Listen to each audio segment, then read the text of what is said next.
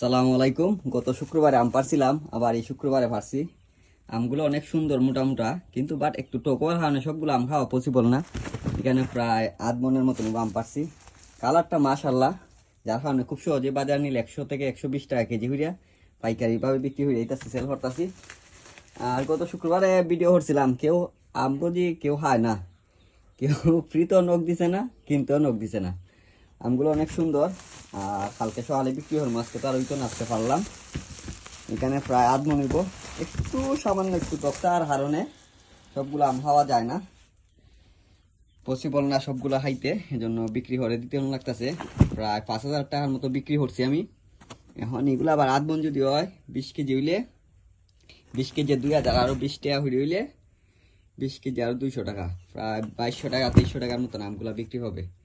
মাশাল্লাহ, খুব সিজনাল ফল, খুব সুন্দর দেখতে।